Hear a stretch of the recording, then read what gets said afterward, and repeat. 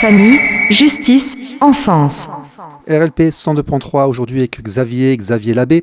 Maître Xavier Labbé est avocat et professeur de droit à l'Université de Lille et il est auteur ou il a commis une grosse douzaine d'ouvrages et quantité d'articles, notamment pour les éditions Dalloz. Maître, bonjour, vous allez bien ? Bonjour, oui. Bonjour, donc je vous remercie pour votre émission. Merci d'être venu nous consacrer votre temps. Qu'est-ce qui vous a amené pourquoi le droit ? Comment devient-on Xavier Labbé ? Comment devient-on écrivain en droit ? Quel a été votre moteur au départ ? Écoutez, je suis entré à la faculté de droit il y a maintenant une 50aine d'années et je ne l'ai jamais quitté. D'accord. Parce que le droit est une matière passionnante, vivante, en totale évolution. Et pour le domaine qui me préoccupe, le droit de la famille, j'ai assisté donc à la transformation du droit de la famille sur ces 40 dernières années. Oui, effectivement, en 40 ans, il s'est passé un certain nombre de choses. Il s'est passé beaucoup de choses. Oui, beaucoup de choses. Des choses qu'on ne pouvait pas prévoir.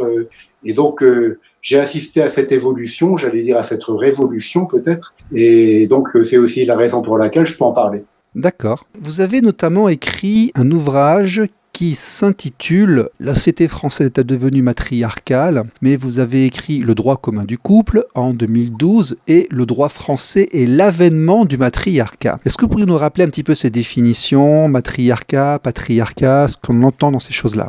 Oui, alors j'entends bien que le titre « L'avènement du matriarcat en droit français » peut interpeller aujourd'hui, à une époque où on nous dit que la société est patriarcale. Il faut bien se mettre d'accord sur les définitions. Il y a actuellement 2 définitions du matriarcat. Le matriarcat, c'est le pouvoir politique aux femmes. Ça n'est pas la définition « je suis ».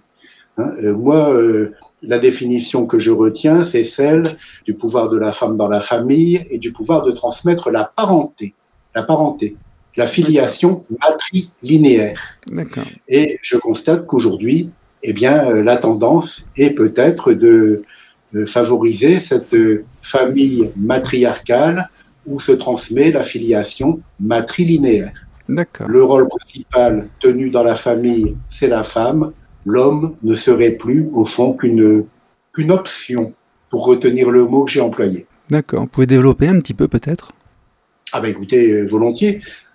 Pour bien comprendre je vous parlais tout à l'heure de révolution. Pendant longtemps, jusqu'aux années 70, la famille du Code civil, c'était la famille qui était assise sur le mariage.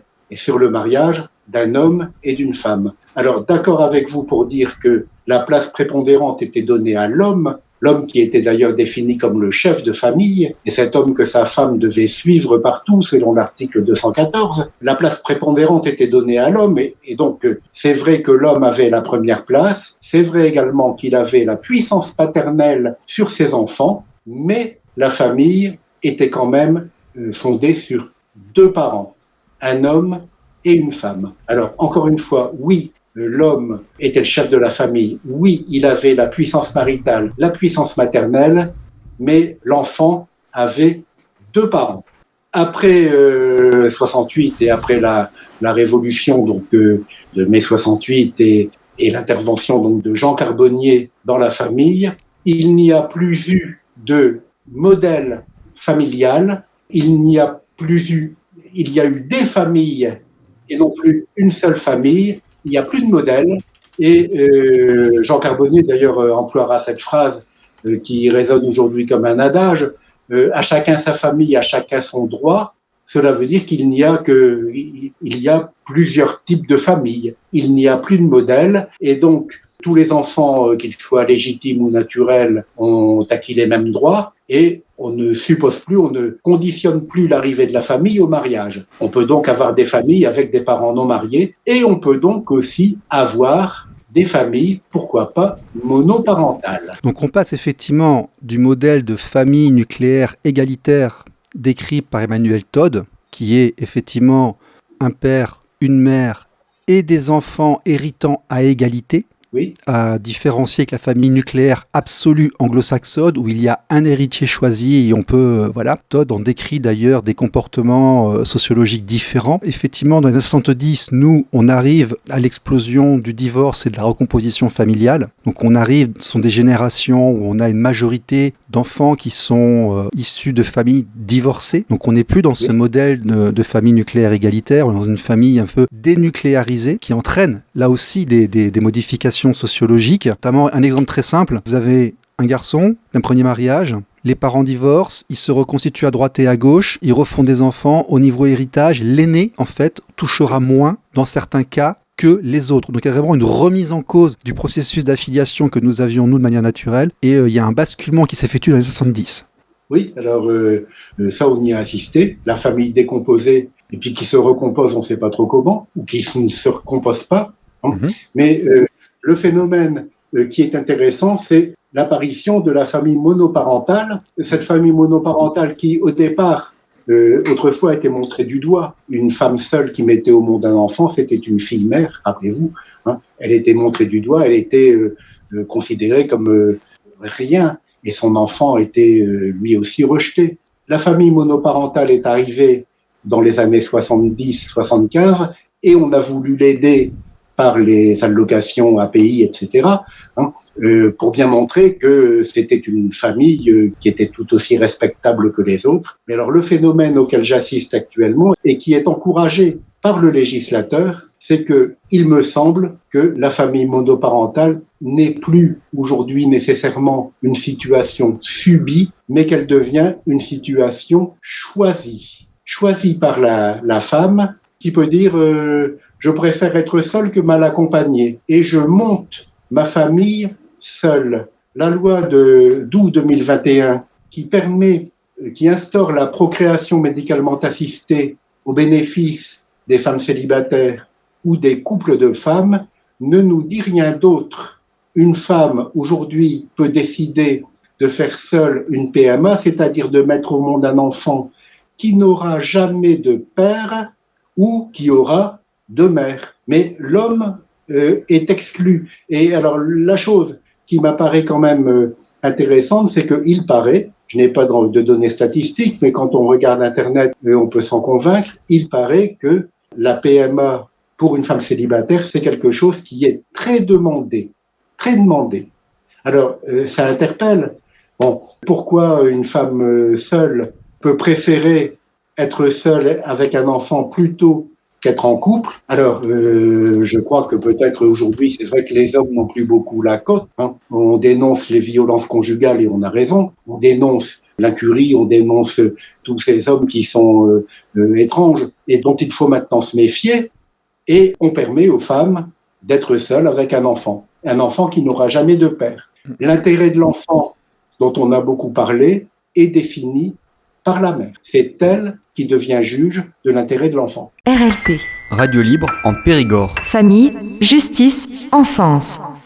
Alors, effectivement, deux choses. La première, c'est que nous, au niveau associatif, on a constaté effectivement, et c'est évident quand on arrive de l'étranger, que la France et l'Occident, notamment lors de la gestion des conflits familiaux, sont devenus des usines à produire des familles monoparentales féminines. Ça, c'est absolument évident. Donc, il y a un basculement qui s'effectue dans les années 80-90. Et je regarde effectivement les statistiques de l'INED, Institut national d'études démographiques, donc c'est un officiel. En 2020, un enfant sur 27 est né par PMA. C'était donc il y a 4 ou 5 ans, donc il y a effectivement un mouvement qui se met en place, déjà de désagrégation de la famille nucléaire égalitaire, qui était traditionnelle, puis mise en place d'une famille monoparentale majoritairement féminine, elle est très rarement masculine, sauf accident de la vie et ce genre de choses. Influence des services sociaux, très clairement, redonner le pouvoir parental beaucoup à la mère, c'est quand même extrêmement prégnant dans les environnements des tribunaux familiaux et des enfants. Et vous mettez en avant ce principe de la PMA qui est en train de mordre, qui arrive à un enfant sur 27 il y a 4 ans, 5 ans, qui est en progression et qui a donc des répercussions au niveau juridique, au niveau droit, vous dites. Ah oui,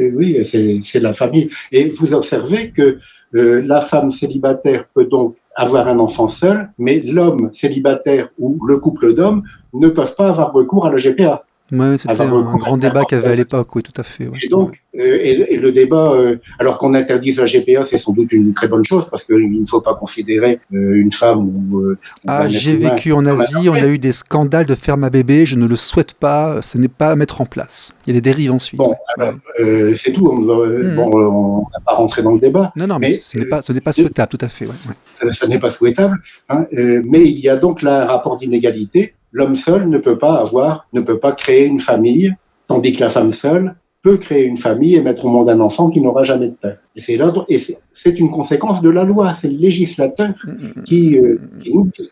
Ça n'est pas, donc c'est une permission de la loi. Alors c'est un nouveau visage que prend, à mon avis, la famille. La famille monoparentale est instaurée, et ça n'est plus, encore une fois, une famille subie. Comme on disait autrefois, la femme, son mari est parti ou l'auteur de l'enfant est parti, etc. Donc elle subit la situation. Non, elle ne subit plus, elle la demande, elle l'a choisie. RLP. Radio libre en Périgord. Famille, justice, enfance. Et donc, effectivement, vous vous dites qu'au niveau de la filiation, et d'ailleurs, on voit énormément de gens maintenant qui s'affichent non plus avec le nom du père de famille, mais avec le nom de famille de la mère. C'est un mouvement que l'on constate aussi, qu'il suffit d'en parler à des directeurs d'école, des directrices d'école, d'en parler un peu autour de soi. C'est un mouvement qu'on voit aussi s'accentuer. Alors, si l'on ajoute que dans la famille qui n'est pas issue de la PMA, et on va dire la famille classique, vous comprenez ce que je veux dire, nous voyons des hommes qui n'entendent pas vraiment reconnaître leur enfant parce qu'ils n'ont pas la fibre maternelle, et des femmes qui viennent d'accoucher et qui n'ont pas tellement envie que l'autre reconnaisse l'enfant. C'est quelque chose que j'ai vu, hein. Des femmes qui viennent dire, écoutez, j'aime autant qu'il n'ait pas de droit de visite, et puis tant pis, je demande pas de pension alimentaire. Ça pose une grande question d'ailleurs. Hein. J'ai pas tellement envie qu'il fasse une action en recherche de paternité, et des actions en recherche de paternité, actuellement, on n'en voit plus beaucoup. Ah oui, mais à ce compte-là, au niveau du droit, où est l'égalité? Je veux dire, si madame peut décider de faire un enfant sans le dire à monsieur, quels sont les droits de monsieur pour exercer sa paternité? Encore faut-il qu'il le sache. Mmh. Parce que vous avez des situations dans lesquelles nous voyons une femme qui apprend qu'elle est enceinte et puis qui s'en va. Elle cherchait un géniteur et elle l'a trouvé. Et après, le géniteur, il n'est pas nécessairement au courant de l'accouchement. Comment voulez-vous savoir? Bon, mis à part cette loi de 2020-2021 qui parle de la PMA, qu'est-ce que vous avez constaté, vous, au niveau juridique, au niveau législatif, durant ces dernières 40 années? Écoutez, cette transformation qui est de plus en plus nette et qui est, encore une fois, on en trouve la trace dans la loi. Hein, nous passons d'une famille où l'enfant a deux parents avec le père qui domine à une famille où l'enfant a, au gré de la mère, un parent, deux parents, ou je ne sais pas même plus, pourquoi pas, au point où nous en sommes. Hein. La volonté maternelle m'apparaît aujourd'hui prégnante. Si nous reprenions les anciennes qualifications de filiation légitime et filiation naturelle, je vous dirais aujourd'hui que la seule filiation légitime, c'est la filiation maternelle, parce que toute femme qui accouche est nécessairement mère. Nécessairement. Oui. En raison de l'article 311-18, une femme qui accouche est nécessairement mère du fait de la loi. Alors, sauf si elle a fait un accouchement sous X, et ça la concerne. Hein. Tandis que le père, écoutez, il n'y a pas de père du fait de la loi. On est père parce qu'on l'a voulu, parce qu'on a reconnu l'enfant. Hein. Même pas parce qu'on est mari, parce que vous savez que la présomption de paternité peut être écartée d'office dans certaines situations. Hein. La mère peut ne pas désigner son mari comme père de l'enfant, et s'il n'y a pas de désignation du nom du mari, eh bien le mari n'est pas père. Donc la présomption de paternité, à mon avis, ça n'existe plus. Ça pourrait d'ailleurs être supprimé du Code civil. Hein, et on est père, encore une fois, parce qu'on le veut bien, ou parce que la mère le veut bien, mais ce père m'apparaît de plus en plus en option. Parce qu'encore une fois, il y a des pères qui ne souhaitent pas. Hein, il y a des pères qui se défilent, hein, et des mères qui sont à la limite très contentes de cette situation. Donc il faut... si vous voulez, je crois que plus profondément, c'est l'individualisme l'individualisme qui aujourd'hui domine un petit peu toutes les relations. L'individualisme, c'est chacun fait ce qu'il veut. Hein. Le chacun fait ce qu'il veut, mais on ne respecte pas l'autre. Hein. L'individualisme devient très vite synonyme d'égoïsme. Et je crois que l'individualisme poussé à l'extrême, c'est l'égoïsme. Et l'égoïsme, c'est l'inverse de l'altruisme et pourquoi pas de l'amour. Autrefois, on disait que les rapports de famille, c'était des rapports d'amour, c'est-à-dire où on pensait d'abord avant tout à l'autre, mais aujourd'hui, on ne pense plus à l'autre, on pense à soi. L'intérêt du groupe d'abord. Oui. Ah oui, le groupe d'abord, mais aujourd'hui, et l'enfant n'est plus l'enfant de l'amour, il devient l'enfant de la volonté. Je veux un enfant. C'est un l'enfant droit, devient l'œuvre d'un projet, mais ça n'est plus l'enfant de l'amour. RLP. Radio libre en Périgord. Famille, justice, enfance. Au niveau juridique, est-ce que le test de paternité est légal en France ? Aujourd'hui, pour faire, comme vous dites, un test de paternité, il faut passer par le juge. Je veux pas acheter un truc sur Amazon, là, j'ai pas le droit. En tout cas, si vous le faites, ça n'aura pas de valeur juridique. D'accord. Celui qui veut faire une action en recherche de paternité ou en contestation de quelque chose doit passer par le tribunal et demander une expertise judiciaire. Pour le faire reconnaître. C'est ça. Donc, j'entends bien qu'à l'étranger, il y a des systèmes qui ne sont pas tout à fait, qui admettent le test libre, mais ça n'est pas le cas de la France. Et à mon avis, c'est très bien. D'accord. Ce que vous dites est peut-être intéressant parce que quand on s'intéresse, l'ADN de l'émission, de l'association, c'est les conflits familiaux, les séparations, les divorces et autres. Et on sent vraiment dans les tribunaux familiaux, les tribunaux des enfants, une prépondérance de la parole maternelle en fait. Comment se fait-il en fait que les comportements aient évolué alors que la loi finalement... Mais la loi n'est pas si claire que ça. Vous dites que si la PMA remet en cause de fait un certain nombre de choses, mais il est écrit nulle part que la voix maternelle doit avoir plus de poids aujourd'hui pour les enfants. Ça, on est bien d'accord, ça n'est écrit nulle part. Ni la voix maternelle, ni la voix paternelle, d'ailleurs. Non, parce que la loi de 2002 de Ségolène Royal instaure la coparentalité. Oui, ça, on est bien d'accord. RLP. Radio libre en Périgord. Famille, justice, enfance. Qu'est-ce que vous avez écrit dans le droit commun du couple ? Les 3 formes officielles de conjugalité que sont le mariage, le pacte civil de solidarité et le concubinage. Y a-t-il des droits communs ? Existe-t-il un droit commun du couple ? Écoutez, l'idée que j'avais, c'était que ces 3 conjugalités finissaient par se rejoindre. D'accord. Le mariage s'est abaissé au rang du pax. Le pax, ça n'est qu'un contrat. Hein, et le concubinage, désormais, peut être contractualisé. D'accord. Et donc, j'avais essayé de dégager, de dire qu'au fond, au point que j'avais proposé à une certaine époque, c'était en 2012, à la veille du mariage pour tous, j'avais proposé de faire l'union civile pour tous, c'est-à-dire de supprimer le mariage, de supprimer le pax, de ne plus parler du concubinage et de faire une union unique, laïque, pour tout le monde, qui aurait été donc une sorte d'union unique. Bon. L'idée avait été transmise et elle avait pour mérite de réserver le mot mariage aux religions, aux différentes religions. D'accord. Bon. C'est le fameux mariage républicain, en fait, c'est-à-dire qu'on s'unit, mais de manière laïque. Vous avez 2 définitions du mariage qui sont totalement opposées. Hein. Pour la religion catholique, c'est l'union indissoluble d'un homme et d'une femme. Pour la religion, c'est l'union devant Dieu. Tandis que pour le droit civil, c'est l'union d'un homme, d'une femme ou de 2 hommes et de 2 femmes, union précaire, qui peut à tout moment être dissoute assez facilement. Et donc, le projet d'union civile pour tous avait ce mérite. Bon, ça n'a pas été suivi. Ça pourrait, à mon avis, revenir parce qu'il est vrai que le mariage tel que le connaît le droit civil aujourd'hui, ça n'a plus grand-chose à voir avec le mariage de 1804 du Code civil. Bon.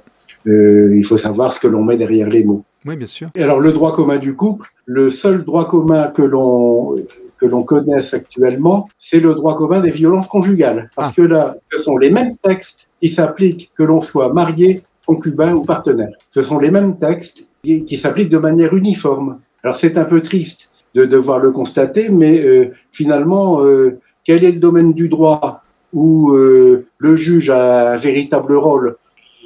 Il sert à autre chose qu'à entériner des conventions ou qu'à calculer des pensions alimentaires. Là, le juge, en matière de violence conjugale, il a véritablement le rôle de trancher. Il peut être saisi très rapidement et il rend des décisions tout de suite. Et ce sont les mêmes décisions que l'on soit marié, concubin ou partenaire. C'est intéressant. L'idée du droit commun du couple, nous l'avons totalement, mais dans le droit des violences conjugales. Oui, avec notamment la circulaire Santiago, qui avait déjà été amorcée en 2019, qui supprime d'ailleurs justement l'autorité parentale en cas de présomption. Ce qui est une révolution par rapport au niveau du droit, c'est que vous avez l'autorité parentale et sans être forcément coupable, uniquement parce qu'un voisin, quelqu'un ou votre ex-conjoint, conjointe dit « il s'est passé quelque chose », vous perdez l'accès à votre enfant de manière préemptive le temps de l'enquête. Oui, c'est exact. C'est la fin de la présomption d'innocence. Ah oui, bah ça, on est d'accord. Hein. Alors que, enfin, il faut quand même rappeler qu'il faut donner au juge des éléments qui rendent les violences vraisemblables, dit le texte. Donc, vous ne pouvez pas aller devant le juge avec un dossier vide ou avec... il faut quand même des éléments suffisamment pertinents pour que le juge puisse être convaincu que les violences ont bien existé. Il ne faut pas grand-chose. Hein. Un enfant de 8-9 ans un peu manipulé et puis... Ah oui, ça, effectivement. Bon. Vous avez aussi écrit un manuel de droit qui s'appelle « Les rapports juridiques dans le couple sont-ils contractuels ?» Oui, alors ça c'est le manuel le plus ancien. C'était avant que je fasse le droit commun du couple. C'était l'idée de dire que est-ce que le droit de la famille est encore un droit institutionnel, c'est-à-dire impératif, auquel on doit obéir sans chercher à comprendre, hein, ou alors est-ce que le droit de la famille, c'est le droit du couple en particulier, c'est un droit que l'on aménage par un simple accord de volonté, de volonté où on met ce qu'on veut, comme dans le cadre d'un contrat. Mais il peut y avoir un contrat de mariage d'ailleurs. Oui, enfin, le contrat de mariage, c'est essentiellement pour les questions patrimoniales. Mais, oui, c'est pour les sous, c'est pour l'argent. Et pour les questions extra-patrimoniales, comme, je ne sais pas, le devoir de fidélité, peut-on s'accorder pour ne plus ce devoir de fidélité? À l'époque, ça présentait un certain intérêt, on est en 90. Aujourd'hui, ces questions de fidélité ne se posent plus. RLP. Radio libre en Périgord. Famille, justice, enfance.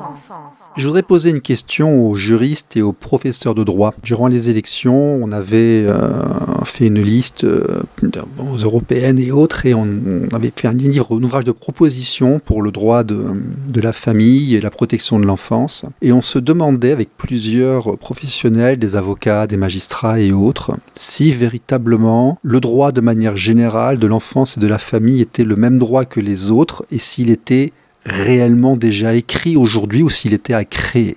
Ah, écoutez, j'ai envie de vous répondre par une autre question. Quelle est la place de la famille dans la société?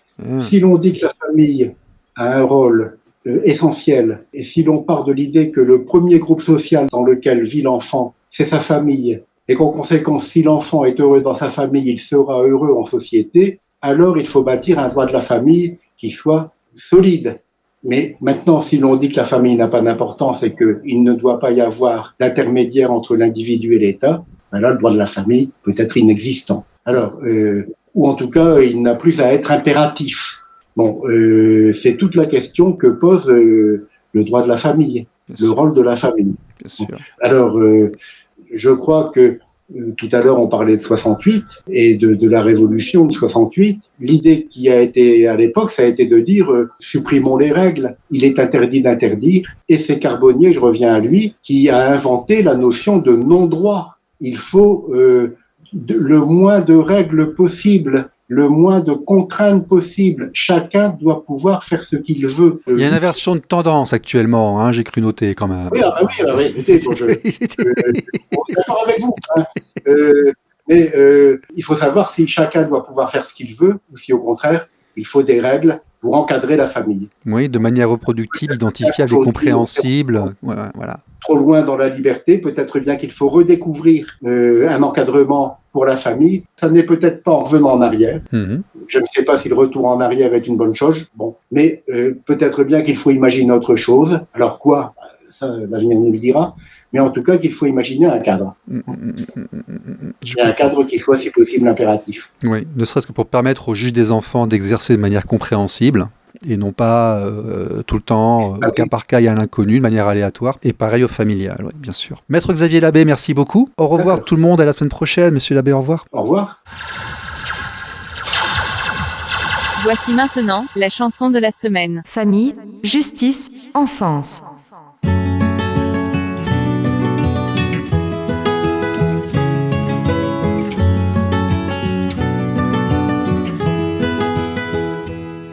Mon fils, tu sais, moi aussi j'ai eu des rêves.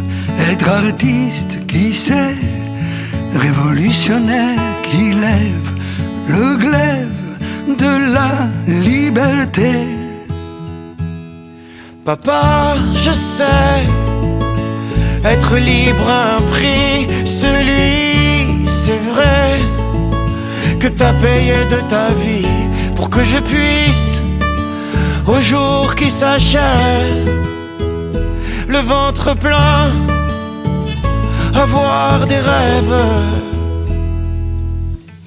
Ce n'est pas qu'on se fait la guerre, c'est juste qu'on se comprend pas.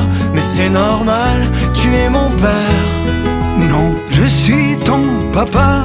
Regarde à chaque coup de tonnerre, c'est vrai, je finis dans tes bras. C'est la différence entre un père et un papa.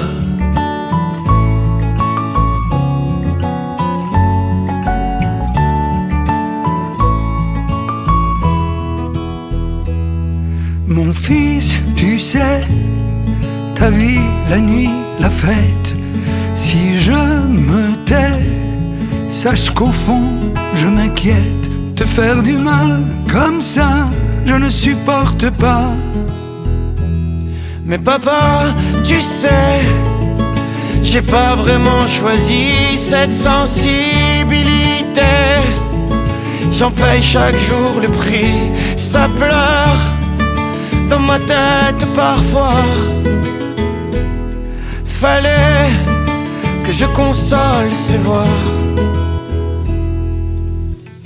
Ce n'est pas qu'on se fait la guerre, c'est juste qu'on se comprend pas.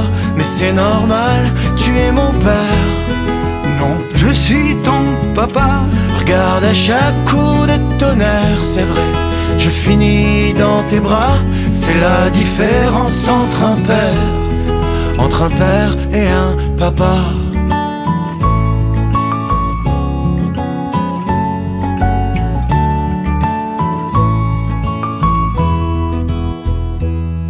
Papa, tu sais, aujourd'hui je suis heureux. Mon fils, je sais que tu fais de ton mieux.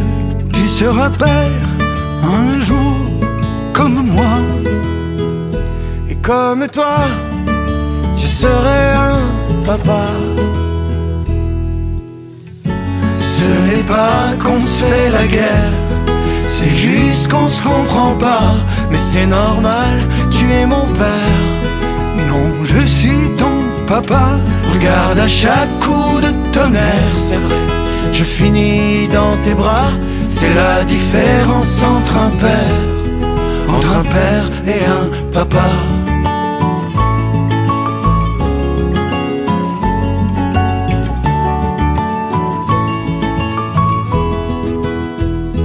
RLP. Radio libre en Périgord. Famille, justice, enfance.